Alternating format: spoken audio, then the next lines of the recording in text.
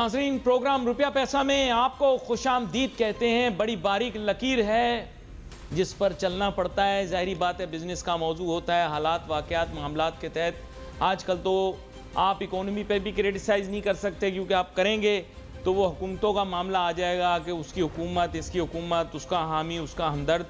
तो अब बंदा खुल के बात भी नहीं कर पाता इकोनॉमी के ऊपर।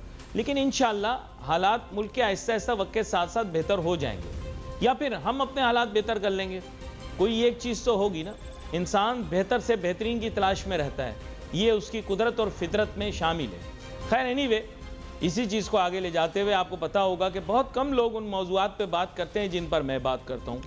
आपको पता है कि ये आप लोग क्या है कि हवा के रुख के साथ उड़ने वाले लोग हैं, बल्कि हमारे जो मतलब लोग सोचते हैं या अपने आप को इंटेलेक्चुअल्स कहते हैं, वो हवा के रुख के साथ चलते रहते हैं। मैं अकेला वो एंकर था जिसने ट्रैफिक कंजेशन के बारे में बात की, डंपरों के बारे में बात की, वाटर टैंकरों के बारे में बात की।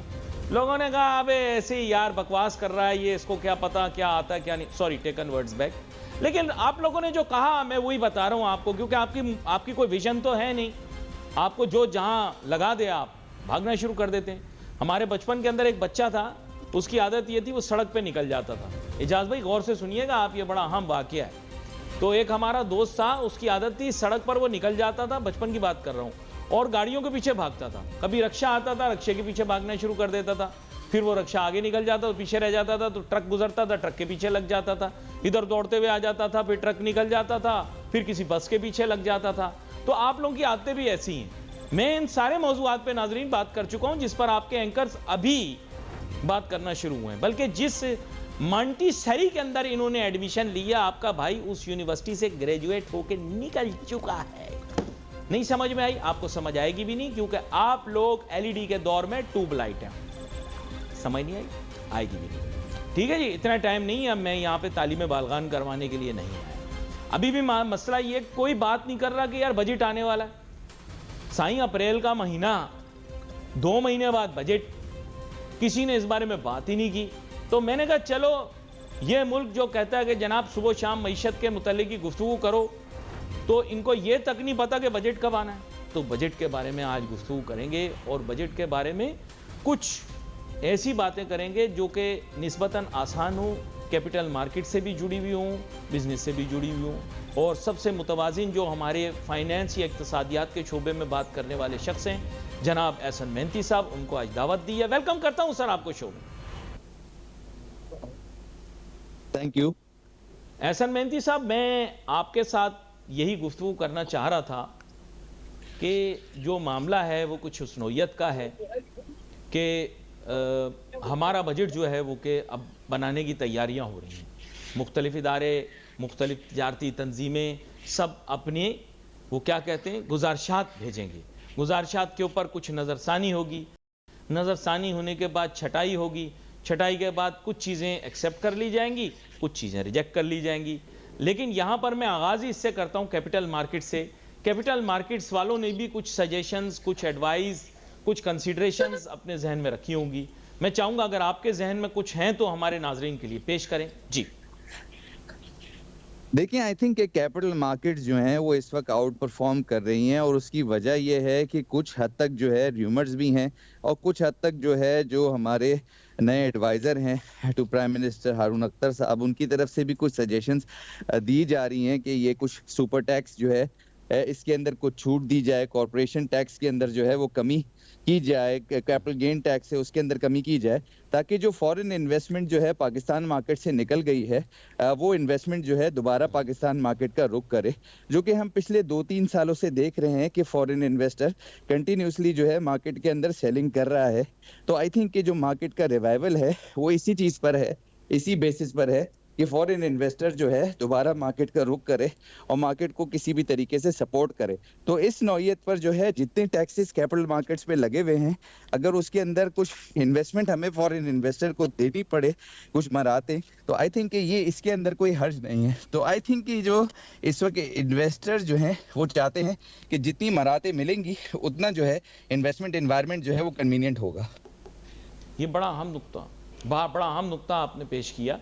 यहाँ पर एक गुजारिश मेरी और भी थी कि टैक्सेशन के मुतालिक बहुत सारी बातें आ रही, बैंकारी शोबे के अंदर भी इस तरह की एक बात हुई, और बैंकारी शोबे में नाजरीन मैं बड़ा हैरान हुआ कि एक बड़े मारूफ बैंकर हैं, उन्होंने कहा कि हम सबसे ज़्यादा टैक्स देते हैं, तो इसलिए जो है वो हमें, हमारा भाई बहुत बड़ा किरदार है।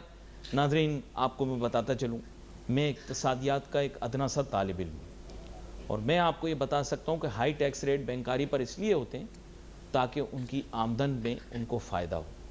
आपको समझ नहीं आएगा, फिर वही एलईडी ट्यूबलाइट।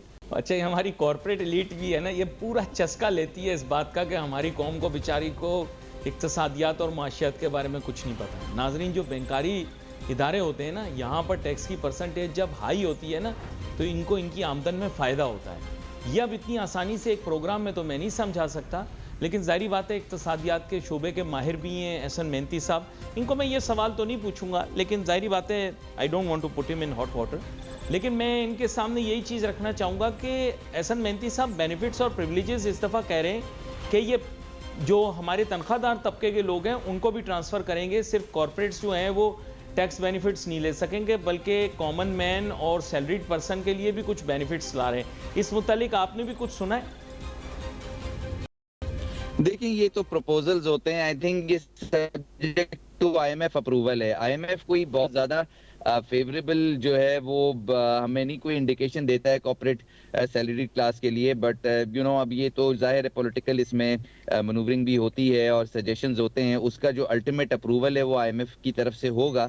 इससे पहले हमने हिस्टोरिकली देखा था कि सैलरी क्लास पर जो है वो फोकस आईएमएफ का था, और वो ये समझते थे कि सारा सैलरी क्लास जो है वो रिप्रेजेंटेशन है हमारे जीडीपी की। अब अनफॉर्चुनेटली पाकिस्तान के अंदर डॉक्यूमेंटेड सेक्टर ही 20-30% है, उसी में सैलरी क्लास होता है। और आई थिंक कि जो आईएमएफ का वो सैलरी क्लास के से उसको गिरफ्त मिले, बट आई थिंक कि वो उसके अंदर कामयाब भी नहीं होता मोरलेस, बिकॉज ये काफी ज्यादा जो है वो हम देखते हैं कि ब्लैक इकोनॉमी हमारी चलती है।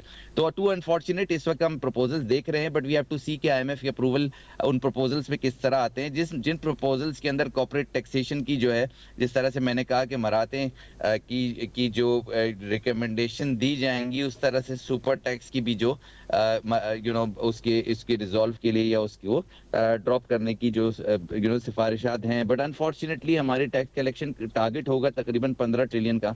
आई थिंक कि जो उसको अचीव करने के लिए अगर हमने मराते दे दी, सैलरी क्लास को भी दे दी, कॉर्पोरेट को भी दे दी, तो आई थिंक कि इसका अचीवमेंट जो है मोरलेस इम्पॉसिबल नजर आएगा। तो इस वक्त नीड ऑफ द टाइम ये है कि हमें इतनी ज़्यादा नहीं एक्सपेक्टेशन लगानी चाहिए।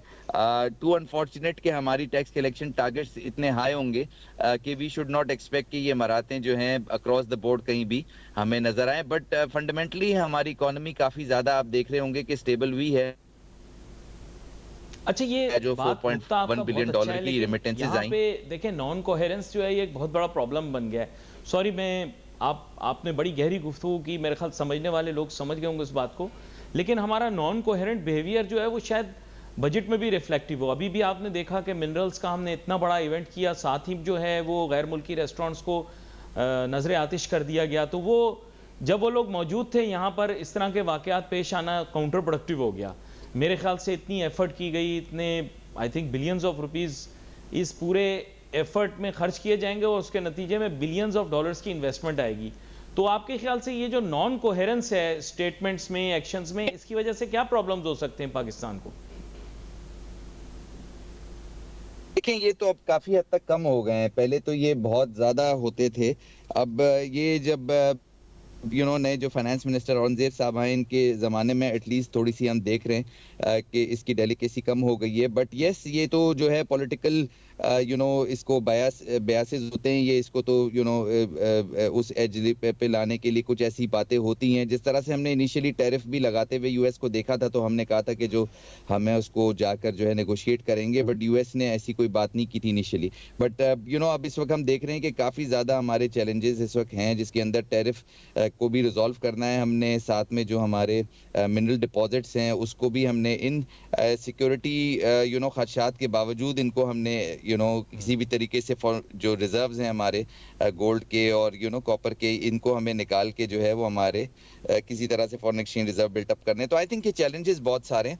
आने वाले वक्तों में जो रिटोरिक है उसको हमें जो है जितना कंट्रोल कर सकें वो बेहतर होगा। बट गवर्नमेंट का पर्सपेक्टिव बड़ा क्लियर है कि हमें ग्रोथ लानी है, बट ऐसी सिचुएशन में जहाँ पर हमारा सूद का रेट तकरीबन 12% है, वहाँ पर हम आगे देख रहे हैं कि किस तरह से इन्फ्लेशन हमारी कमी हुई रहे और साथ में इंटरेस्ट रेट को भी हम कर सके कम मई के माह के अंदर। तो आई थिंक ये चैलेंजेस बहुत ज़्यादा हैं इस वक्त। ग्रोथ इनिशिएटिव हमें लेना है। कुछ हमारी रेटिंग्स की भी बात आ रही है कि फिच की तरफ से जो है वो रिवाइज अप होगी बिकॉज हम इकोनॉमिक स्टेबिलिटी की तरफ आए हैं। तो आई थिंक ये जो रिटोरिक है ये चलता रहेगा, बट वी हैव टू सी कि ऑन ग्राउंड जो है किस तरह से हम इन रिजर्व्स को बिल्टअप करते हैं और हमारे फॉरेन एक्सचेंज रिजर्व्स के साथ हमारे लोन किस तरह से रीपे होते हैं आईएमएफ के साथ, एक बहुत बड़ा चैलेंज रहेगा। अच्छा, लेकिन इसमें आप कैसे कोहेरेंस लेकर आए, क्योंकि गवर्नमेंट पॉपुलैरिटी के लिए जाहिर बात है ये स्टेटमेंट्स दे रही है।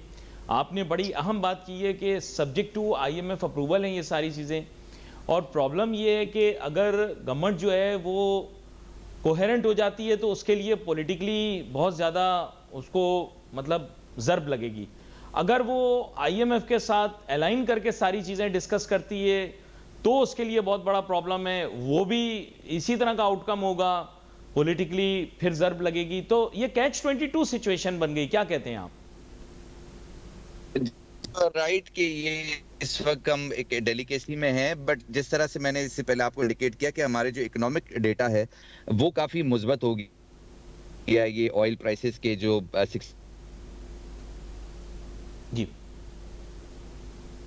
हमारी पूरे डायनेमिक्स जो हैं मुल्क के सारे चेंज हो गए हैं और रुपी स्टेबिलिटी इमिनेंट नजर आ रही है, आईएमएफ की ट्रांच नजर आ रही है, क्लाइमेट चेंज के फंड नजर आ रहे हैं। आप ये देखें पूरा सिनेरियो जो है अनप्रेसिडेंटेड है इस मुल्क के लिए, जहां पर हमारी $15 बिलियन की ऑयल इंपोर्ट होती थी, वहां पे ये बिल हमें तकरीबन $8-9 बिलियन का नजर आ रहा है। तो $6 बिलियन जो है ऑयल इंपोर्ट के अंदर बचते हुए नजर आ रहे हैं हमें, रिमिटेंसेज आईएमएफ की। और फिर ये सारी सिचुएशन आप देखें, इकोनॉमिक डेटा अगर हमारा देखें तो इन्फ्लेशन हमारी अब कहीं नेगेटिव ही नहीं हमें नजर आ जाए आने वाले वक्तों में, जो 0.7 पर आ गई है। तो आई थिंक कि वो इस सिचुएशन के अंदर जो है वो हमारी नीड ऑफ द टाइम ये कि जितना हम अच्छे तरीके से नेगोशिएट करते हैं आईएमएफ के साथ, उतना हम पॉलिसी रेट को कम करेंगे, और जितना हम पॉलिसी रेट को कम करेंगे उतनी हमारी जो इकोनॉमिक ग्रोथ नजर आएगी। तो I am need of the time ये है कि हम किस तरह से नेगोशिएट करते हैं। आई थिंक कि वो हमारे जो इकोनॉमिक मैनेजर्स हैं जी, हमारी मॉनेटरी पॉलिसी जो है उसमें हम मतलब जो भी तब्दीली रोनमा करते हैं वो अनफॉर्चुनेटली हमें फेड को देखकर करना पड़ेगा, दुनिया को देखकर करना पड़ेगा। देखें, अगर वहाँ पर मॉनेटरी ईजिंग होगी तो हम कर सकते हैं, अगर वहाँ टाइटनिंग होगी तो हमें भी टाइटनिंग करनी पड़ेगी। को जो मैं ट्रेंड देख रहा हूँ वो भी ट्रेंड यही देख रहा हूँ कि इर्रिस्पेक्टिव पाकिस्तान की इन्फ्लेशन कितनी है नहीं है, जब वो लोग ईजिंग करते हैं तो ही वो हमें इजाज़त देते हैं कि भाई आप भी कर लो। जब वो टाइटन करते हैं तो फिर वो हमसे भी एक्सपेक्ट कर रहे होते हैं कि हम भी जरा कस लें। मैंने जो अभी तक देखा है, maybe I am wrong, आप मेरी इस्लाह कर दें। जी, आपकी बिल्कुल ऑब्जर्वेशन सही है कि वहां पे इंटरेस्ट रेट कम होते हैं तो हमारे कम होते हैं, बट जिस तरह से वो टैरिफ के साथ खेल रहे हैं, यूएस टैरिफ के साथ, उस तरह से तो यूएसडी को एज अ रिजर्व करेंसी जो है काफी ज्यादा 8% तक यूएसडी गिरा है पिछले 15-20 दिन के अंदर। तो इसका मतलब ये है कि जाहिर है यूएसडी की अपनी अनसर्टेनिटी नजर आ रही है, जिसमें पॉसिबली इंटरेस्ट रेट यूएस के कम होते हुए अपेरेंटली नजर नहीं आ रहे। तो यू आर राइट कि हमारे इंटरेस्ट रेट कैसे कम होंगे अगर यूएस के नहीं होते, but at the same time हमें ये भी देखना है कि हमारे जो जो हमारी पॉलिसीज होती हैं, यानी कि current account deficit as a percentage of GDP, ये भी अलाउंस जो है ग्लोबली चल रहा होता है कि अगर यूएस में 4 to 5% करंट अकाउंट डेफिसिट होता है, अलाउ होता है as a percentage of GDP, तो हमें भी उसी तरीके से इंपोर्ट की इजाजतें मिल जाती हैं, या हमें हमारा प्रोस्पेक्टिव आईएमएफ से ये आ जाता है कि इंपोर्ट ज्यादा करो। तो अनफॉर्चुनेट पॉलिसी को या यूएस पॉलिसी को जो है वो मोरलेस रिफ्लेक्ट करना पड़ता है। जी, जो वेस्टर्न इकोनॉमी पर नजर रखे हुए हो वो बेहतर तरीके से मुल्क के मामलात को देख सकेगा। इसका मतलब गवर्नमेंट ने सही फैसला किया औरंगजेब साहब को फाइनेंस मिनिस्टर बनाकर। नाजरीन, आपको जो है ना वो अब स्टेप बाय स्टेप लेकर चलता हूँ कि बुनियादी तौर पे इस दफ़ा बजट में क्या हाईलाइट्स होनी चाहिए, किस पे वर्किंग हो सकती है। लेकिन असल में प्रॉब्लम ये है कि government will be walking A tight रोप। उसका रीज़न ये है कि आईएमएफ ने बहुत ज़्यादा फिस्कल डिसिप्लिन की बात की है। गवर्नमेंट को ज़ाहिरी बात है उन्होंने इसी पर आमादा करने की कोशिश की है कि आप कॉस्ट कटिंग की तरफ जाएं, रिडक्शन की तरफ जाएं, अपने डेवलपमेंट प्रोजेक्ट्स को भी कम करें, अपने नॉन डेवलपमेंट प्रोजेक्ट्स को भी कम करें। और ज़ाहिरी बात है जो अखराजात हैं, अब ये पेंशन्स के ऊपर भी ज़ाहिरी बात है उन्होंने कहा है कि आप कट करें, स्लैश करें, पेंशन्स आपकी बहुत ज़्यादा हैं आप, क्योंकि ज़ाहिरी बात है सरकारी मुलाजमतें बहुत ज़्यादा दी जाती हैं, सरकारी मुलाजमतों के साथ पेंशन जुड़ी हुई होती है, फिर हर माह आपको उन लोगों को पेंशन देनी पड़ती है जो सरकारी मुलाजमतों से रिटायर हो जाते हैं, फिर उसके बाद मज़ीद फैमिली पेंशन, मतलब काफ़ी लंबा चलता है ये सिलसिला। तो अब उन्होंने यही कहा कि भाई आप ये पेंशन का सिलसिला ख़त्म कर दें। अब सही है गलत है इसकी मोरालिटी को छोड़ देते हैं हम। क्या क्या वो कह रहे हैं, बोल रहे हैं भाई आप अपने अखराजात को ना स्लैश करें, कट करें। अच्छा, विजनरी लोग होते हैं तो वो शुरू में ही आगाज़ में स्टेप लेते हैं। पाकिस्तान में ये होता है कि यार आज का काम कल करेंगे, कल का करेंगे परसों, ठीक है। डरना क्या है भाइयों, जब जीना है बरसों। तो अब प्रॉब्लम यही आ जाती है कि इनका रिदम और सेट, देखें हुकूमतें आती जाती रहेंगी भाईजान। मैंने बहुत सारे लोगों को आते जाते देखा है इस मुल्क के अंदर, कुछ पता नहीं लगता कौन कब कहाँ होता है। माजी की हुकूमत थी, लोग कहते थे कभी नहीं जाएगा। आपको पता है एक अकेला मैं टीवी एंकर हूँ, ये गवाह हैं सब लोग। मैं रिकॉर्डिंग चलाने की ज़रूरत नहीं है, मैं कोई नजूमी नहीं हूँ और कि मैं अपनी रिकॉर्डिंग चलाऊँ कि मुझे चिड़िया ने या बिल्ली ने या चूहे ने फ़लाँ ख़बर दी थी। मैं बिल्कुल सॉलिड बात करता हूँ। पीटीआई का दौर, फवाद चौधरी अपना ये होता था मिनिस्टर इंफॉर्मेशन ब्रॉडकास्टिंग, इनका जनाब इनकी तूती बोलती थी, ये लोग फुल जनाब दबा के रखते थे मीडिया को। उस दौर में मेरे अंदर इतनी मर्दानगी थी कि मैंने कह दिया भाईजान, लोग कहते थे, डरते थे, घबराते थे जरदारी साहब का नाम लेते हुए, नवाज शरीफ साहब का नाम लेते हुए। मैंने बोल दिया जरदारी साहब अगले सदर होंगे मुल्क के। आपको याद होगा टीवी पर भौचाल आ गया, चाहे छोटा एंकर हो या बड़ा एंकर हो, बात जो करता है अहमियत तो उसकी होती है ना। मैंने क्या बात की, मैंने कहा जरदारी साहब मुल्क के अगले सदर होंगे। कब कहा? पीटीआई के पीक की दौर में, जिस जमाने में इनका चलता था। ओहो, ये तो जनाब मीडिया को ऐसे दबा के रखते थे पीटीआई वाले, आपकी सोच है। यही फयाजुल हसन चौहान साहब जो पहले मतलब मुंह से निकलने वाला था, बानी पीटीआई की तारीफें करने और पीटीआई हुकूमत का दिफा करने में पूरा दिन पागल रहते थे, बाल नोच लेते थे, अपने भी दूसरों के भी आंखें भी नोच लेते थे। इलामती तौर पर कह रहा हूँ। आप देखें कैसे मुखालफत में बात करते हैं, हमारे प्रोग्रामों पे भी आते हैं। भाई बुरा नहीं मानते, मैं तो बहुत उनकी इज्जत करता हूँ, मेरी बहुत इज्जत करते हैं। और आपको याद होगा यही फवाद चौधरी साहब जो कि अब मसलहत की बात करते हैं, सुलह की बात करते हैं, मसाइल को हल करने की बात करते हैं। क्या इनका एटीट्यूड था, आपने देखा था। यकीन करें इन लोगों की आंखें ये माथे पे पहुंची हुई थी। और वो जो निकल गया बाहर यार, वो जिसको बड़ी मुश्किल से बाहर, वो जो दोनों बाहर गए, दोनों बाहर निकल गए। एक वो थे ना, क्या नाम था उनका यार, वो जो, हाँ अकबर, शहजाद अकबर। ओ ये चलता था, ये वास्कट उसने पहनी होती थी, ये पेट 1.5 फीट बाहर निकला हुआ होता था उसका, ये चलता था रोब के अंदर, शहजाद अकबर। एक और भी तो था यार जिसको इन्होंने बड़ा, जिसके साथ वो केला खाया था, उसने लस्सी पी थी, क्या नाम था उसका, जो मीडिया को हर वक्त बुरा भला कहता रहता था, डॉक्टर था, क्या नाम था उसका, चल नाम भूल गया यार। आपके यहाँ भी इंटरव्यू करने का मौका मिला उसको। ओए इनकी ये आंखें माथे पे, आवाज ऊंची, बात में बदमिजाजी, बद इखलाक। मैंने जिंदगी में एक चीज सीखी है, बद इखलाक आदमी कभी आपका सिंसियर नहीं हो सकता। ये मेरी बात सुन ले भाई, ये मुस्तकीम मेरी बात गौर से सुनो।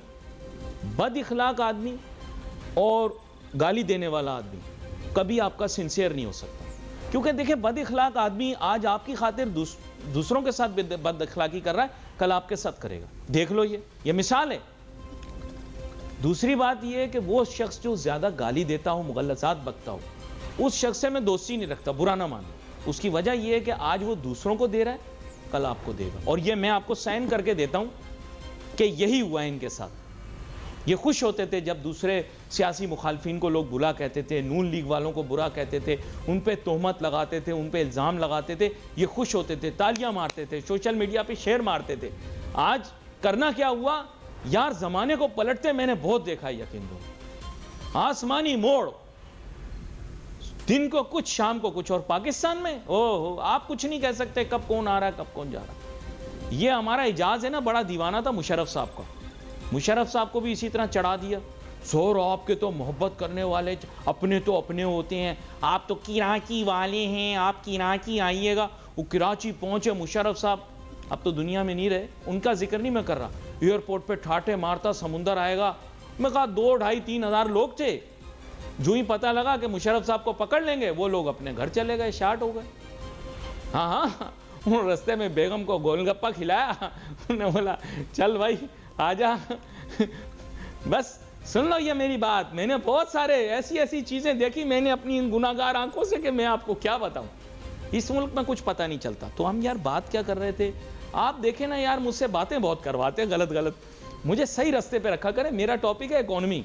ये अलहदा बात है कि अल्लाह ताला का बहुत तोहफा है मुझे कि मैं हर मौजू पर बात कर सकता हूं, लेकिन बंदा बिजनेस पर ही बात करे। अब मसला ये आ गया, शुरू जहां हम हुए थे वो ये कि बजट बनाने का वक्त आ गया, प्लानिंग कोई भी। अब क्या है कि तारीफें करो, क्योंकि आजकल तो आप अगर नहीं करते तो वो सियासी माने ले लेते हैं। भाई ये इकोनॉमी का टॉपिक है, इकोनॉमिक्स है, आपने इकोनॉमी को इंप्रूव करना है, कहानी खत्म। इस पे कुछ लोग क्रिटिसाइज करेंगे, कुछ लोग अप्रिशिएट करेंगे। हमारे यहाँ लोग जो अप्रिशिएट ही करते हैं, मुझे ऐसे लोग नहीं पसंद। यकीन करो वो शख्स मुनाफिक है जो आपकी सिर्फ तारीफें करे, क्योंकि बेऐब सिर्फ जात मेरे रब की है, अल्लाह अकबर। अल्लाह के अलावा और कोई बेऐब नहीं, सबके अंदर ऐब भरे हुए हैं। अगर कोई सिर्फ आपकी तारीफें करता है ना, यकीन करो नुकसानदेह आदमी हो। मैं ऐसे शख्स से कभी बात नहीं करता जो सिर्फ तारीफें करे, क्योंकि वो गलत बोल रहा है। इंसान में ऐब होते हैं, हुकूमत को भी इस चीज से आगाह होना चाहिए। लेकिन क्या होता है, ताकत बड़ी अजीब चीज है यार, आप नहीं समझोगे। ताकत इतनी अजीब चीज है कि इंसान हमेशा उसमें धोखा खाता है। जैसे कुछ लोग मोहब्बत में धोखा खाते हैं, कुछ लोग मोहब्बत में धोखा खाते, बार बार धोखा खाते। इसी तरह ताकत में आने के बाद बंदा तारीफ से धोखा खाता है। सबसे ज्यादा जिंदगी में घबराओ, खुशामदी आदमी से घबराओ। जो आपकी खुशामद करे, इसके माने ये उसके पास आपका वीक पॉइंट है। आज भी अगर मईशत के मामले पर कोई सिर्फ आपकी तारीफें कर रहा है, यकीन करो सिर्फ अपने मुफाद मतलब के लिए कर रहा है। मैं अपने प्यारे पाकिस्तान के लोगों को बड़े अच्छे तरीके से जानता हूँ। मैं एक मुहब्बे वतन पाकिस्तानी हूँ, लेकिन मैं पाकिस्तानियों को बड़े अच्छे तरीके से जानता हूँ। ये यकीन करो, आज आपकी तारीफ कर रहे हैं, कल आप जाओगे आपकी बुराई करेंगे।